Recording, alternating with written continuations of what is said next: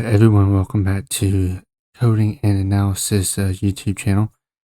And before I do the charting of the results of the model predictions, I wanted to look at the experiment that I did with the rookies. So I added this column right here for rookies, and if you remember for the running backs, I even though they didn't have any stats from 2024 season, I just went in and populated some stats, and for the running backs that were drafted in the first couple of rounds, I put their fantasy football numbers, stats for just a baseline. Even though they didn't play in 2024, I put 136.5, I think, for PPR stats.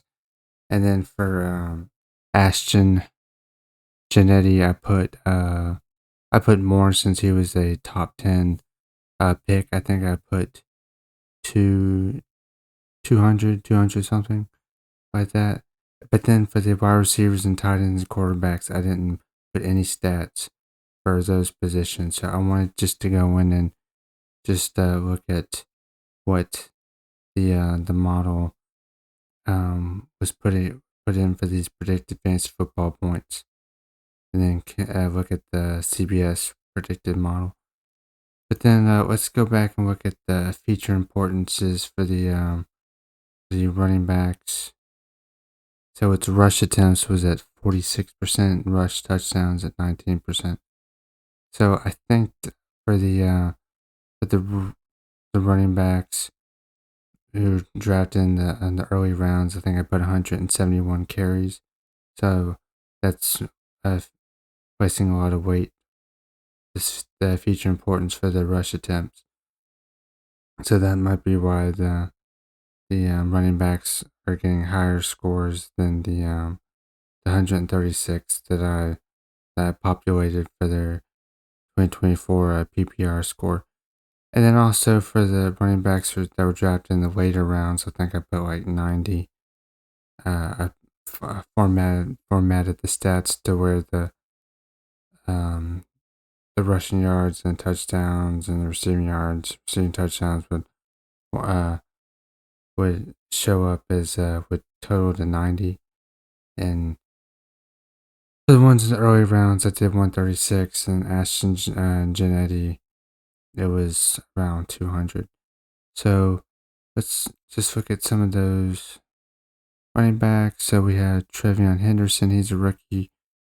So instead of the 136 number, I get 160. So he's coming in higher, and that's closer to the CBS model at 173 as well. RJ Harvey, he was drafted in the early round, so he's getting higher numbers than the 136 as well. He's getting 174. And then Trevor Etienne, he was drafted in the later round, so his score of 86, I think it was either 86 or 90. But yeah, so that's a pretty close to the score that I populated for the 2024 stats. And Woody Marks, that's similar as well. Krishan Judkins, 140. So that's a lower score than the previous two running backs. So that's interesting. You know, just being the rookies, it's kind of a crapshoot of what you're gonna get, since there wasn't any NFL stats from the previous year, and I didn't want to put college stats because it's gonna be more difficult for them in the NFL than in college. So that's why I kind of just did it this way, just to see what would happen. So Amari and Hampton, he's getting higher number at 160.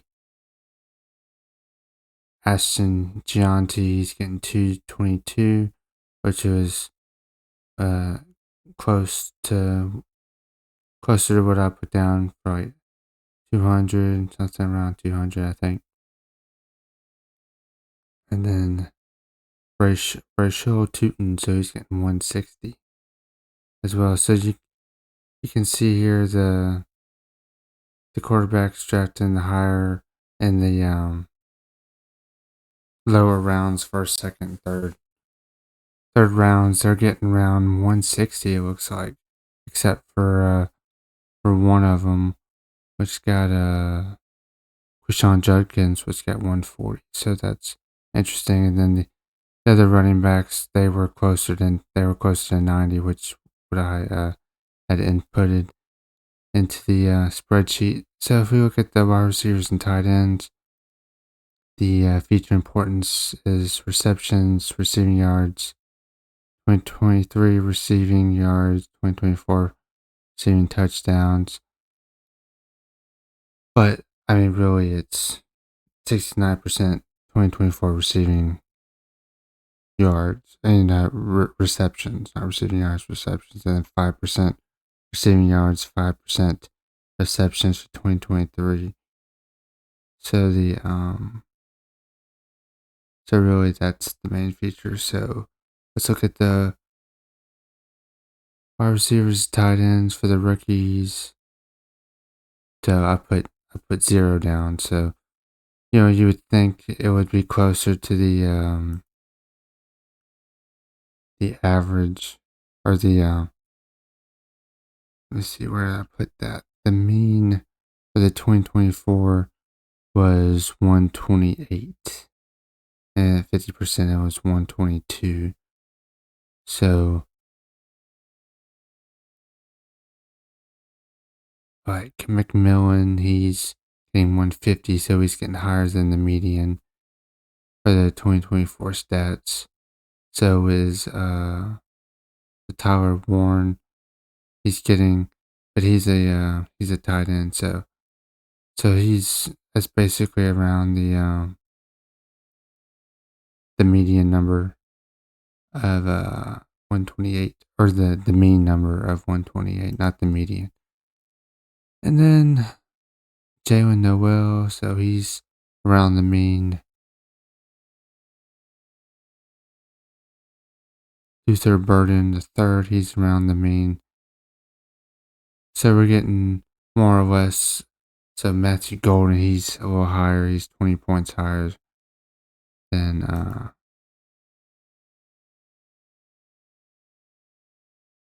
so yeah. So he's a little over 22 points higher than the mean. Colston Loveland. So it looks like the tight ends are around much closer than the mean, and some of the wide receivers are a little higher than the mean of 128. Let's see the testing. So Jack Beck, he was in the testing. He's 150. So it looks like the 150 is for the I see Travis Hunter. He's in the test as well. So 150 is the number for the wide receivers that were drafted in the early rounds. Emeka Egbuka, he's 136. So that's close to 150. So it looks like 150 for the top wide receivers. For the tight ends, it's closer to the mean at 130. And then the quarterbacks, it's 211 is the mean. So if you look at the rookies, I only have a couple of rookies in here. So 205, so that's close to the mean. Cam Ward, so 211, 220, 221, so that's close to the mean as well. I think I had one more. Did I have one more? Maybe not. Oh, I think I had JJ McCarthy, but he's not a rookie. He's just, I mean, I guess this would be his rookie season, but he was out all of last year, so he didn't play. But for the two rookies, Cam Ward and Tyler Show, it's around the mean of 211. So his is a little lower at 205, and Cam Ward is a little higher at 221. So, it's really interesting just to look at these, see what the model is going to spit out, even though there's no stats. And I guess it's also factoring in the health grade and the projected role as well. But it looks like the wide receivers. So it looks like the wide receivers and the running backs, the top drafted players, they're getting around 150, 160 compared to the mean. So it's not just spitting out the mean for these players. So that's interesting. It's putting them a little higher at 150 and 160. And the tight ends, a couple of tight ends, rookie tight ends, they were at 130, around 130. So I just want to go over that. And then the next video, I'll do the charting and the graph for the results. So see you on the next video. Thanks for watching.